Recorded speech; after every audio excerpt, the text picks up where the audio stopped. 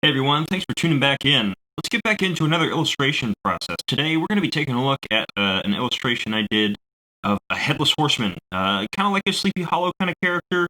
Another in the series of monsters that I did a little while back. This one is directly out of the Procreate Timelapse feature, so not live recorded. So let's just go ahead and jump right into it.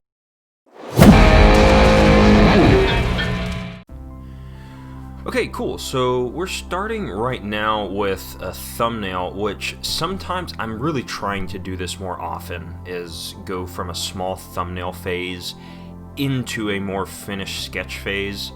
But this one's cheating just a little bit because, as you'll see, I kind of skip a couple of steps. But horses are notoriously difficult to draw, so honestly, drawing it small like this and really only focusing on the big shapes, again, like I would with a human figure, focusing on the rib cage, the pelvis, the head, and then just the limbs are going to kind of flow out from there. And then the rider, you know, you can see up in the top there, I've even got a circle, like a sphere, for where the head should be, even though I'm going to go ahead and knock that out when I actually start drawing the piece. So yeah, we're going ahead and getting the big shapes down. I know that, you know, the Sleepy Hollow Tim Burton movie, he's got an awesome cape, so let's keep the awesome cape. That's a good look. And the sword, he was a Hessian soldier, so, you know, that time frame, still very common for soldiers to have swords, and just a cool aesthetic, right? So, you know, making sure that we have our main masses, but then we've got these more flowing elements that can kind of lead the eye and create some just visual interest in the piece. And all of this is in the thumbnail. Now, if I were doing a proper thumbnail, I guess, I would probably focus a little bit more on the overall composition of the piece in conjunction with the figures, rather than just focusing on constructing the figures. But as this is Procreate's time-lapse feature, I'm actually zoomed way in. When I'm doing that, the time-lapse feature just shows it all the way zoomed out for the whole canvas. But you can see I actually just copied it and brought it down directly from the thumbnail sketch, because it felt pretty structural at that point. It felt pretty comfortable to go right into the main piece. So I'm inking right over top of that. Now, when I was talking about my vampire piece, I mentioned I'm a messy sketcher. That doesn't matter if I'm doing it teeny tiny like a thumbnail or I'm doing it a full scale sketch. Like I said, that's one of the biggest places that I'm really trying to improve, because as you can see, I'm jumping right to final inked line work here. Maybe it's apparent, maybe it's not, but to me, it's very apparent that I'm having to make a lot of guesswork for myself, which, don't do that to yourself. It's hard enough to get the figure to look right, and get it really working. Don't give yourself extra challenges, I guess. The horse figure, the shapes were pretty well defined, so I'm not having much trouble there, but as you can see, I'm having to go back in and like resketch tighter line work over that sketch because I'm trying to do the final line work, making too many guesses, and it's not looking right. Like the torso that I had sketched for the Headless Horseman was not gelling with the leg that I had drawn. The leg was entirely too small, you know, and he's supposed to be leaning forward, so that's a little hard to see from my construction lines. You can't really tell, but that foreshortening isn't going to be that dramatic, because in Z space, you know, in the depth plane, that torso is just going to be like right over where the pelvis is for the most part. It's just compressing a little bit more, which is like, it's hard to get, like that's hard to put in your head. So you just got to really draw it out. And now this looks a lot better now that I have gone in and drawn behind the horse, figured out where that other arm is going to go, figured out where the edge of that torso, because the edge of the torso was obscured by the mane, and then I realized that was too wide. So taking time to work on stuff like that really makes a difference, and you know, it's tough. It's tough to make those distinctions, and honestly, a lot of it is looking at reference or making reference yourself. and like actually trying it, like lean forward and see how it feels, feel where the stretch and the pull and the squash is. I'm feeling a little bit better about where this is sitting at this point. So moving away from the figure, I've already drawn in a lot of details on the figure, just because I went back and did that construction work. So there are lots of warnings about how much you should be focusing on details at certain points of your piece versus not focusing on details at certain points of your piece, and that's partially personal prerogative, but also it's just like not getting too married to something that isn't really working in your piece.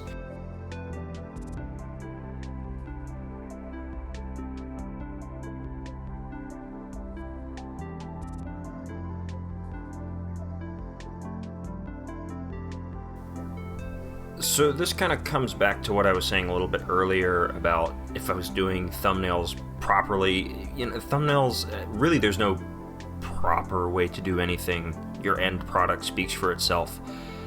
Whatever method you need to use to get it to look good, to look grounded, to look believable, that's what you should do. But the value of doing thumbnails is seeing how all of your compositional elements work in tandem.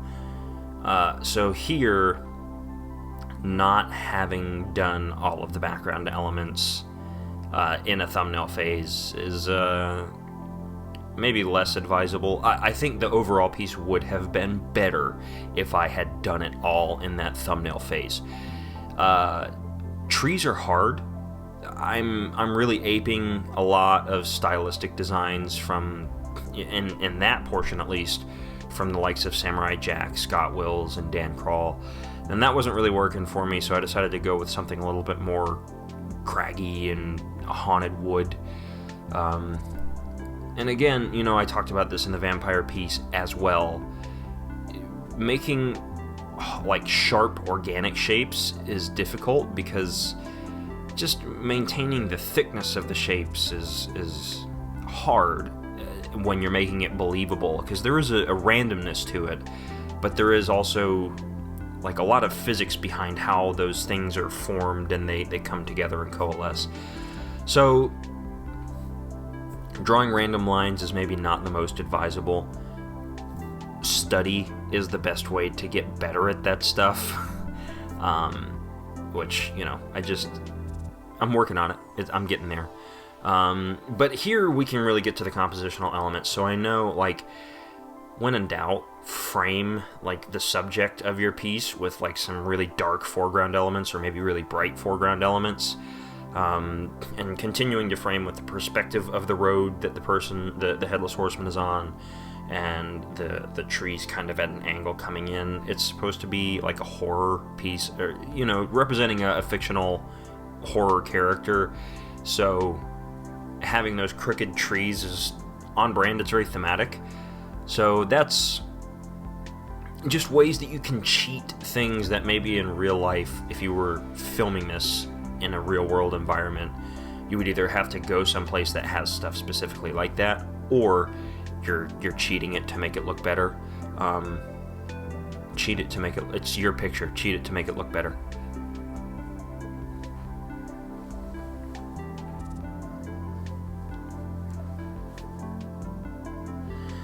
So you can see on the right hand side, I really drew like the thickness of the branches as illustrated, like, I'm doing the contours of it. On this left hand tree, really left it more to like the size of the brush stroke to kind of get that across. As I've experimented more with painting, that relying on the brush stroke itself has become more comfortable, more preferable, because there is a sense of randomness to it, of organic flow to it, based on just the movement of your stroke. And that comes with confidence that's not easy to do starting out. Like, I'm still not comfortable with it here, still not comfortable with it now. But it does make a difference in terms of conveying that organic nature. Rocks are the same thing. They're hard edges that are also organic shapes. They're not perfect rectangles or spheres or anything like that. But, a lot of trial and error, a lot of like, let's see, like, can I make a random shape and just kind of doodle a little bit and make it believable, and you'll get a feel for what is passable and what is just really not cutting it. So, you know, just doing a bunch of fills at this point, getting the color fills in. At this point in the piece, the inking is done, and I did almost all of this stuff in grayscale with splashes of red because that was thematic. So I'm not being too precious about like hand painting anything. It's really just more about getting the tones so that it separates. The dark gray of the sky is important so that the moon sticks out against it.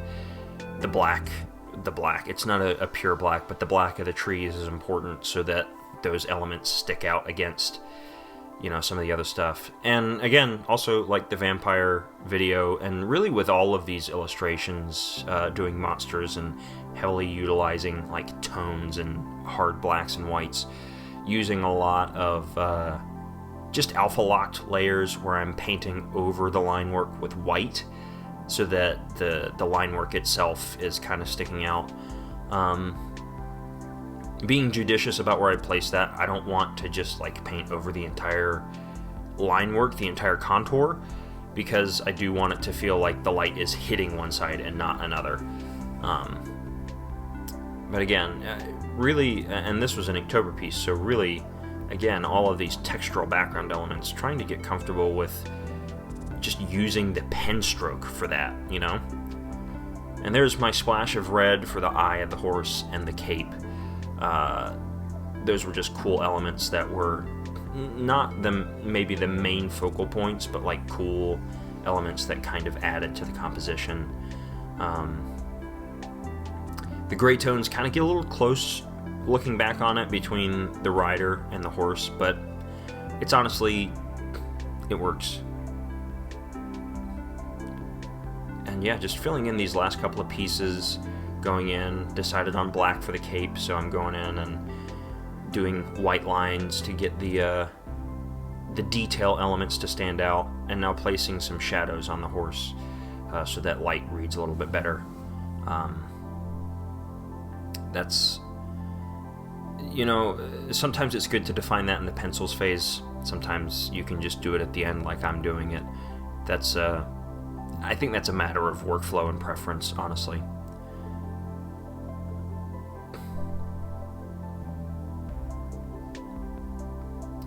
And you can see, like, all of these shapes that I'm using to define the shadows are really intended to build form, to make it look more 3D. Again, a lot of that is just from study, like figuring out which, if this were a rectangle, which side would be in shadow. And then a drop shadow, some more white line work to make that stick out against the dark of the shadow. And yeah, that's pretty much the piece. I had a lot of fun illustrating this one. This is one of my favorites from the series. So hopefully you enjoyed taking a look at that. Hopefully you're enjoying all of the pieces that I'm showing. Do me a favor, if you are enjoying this stuff, go ahead and subscribe, and keep an eye out for new videos that I'm doing, and I'll see you in the next one.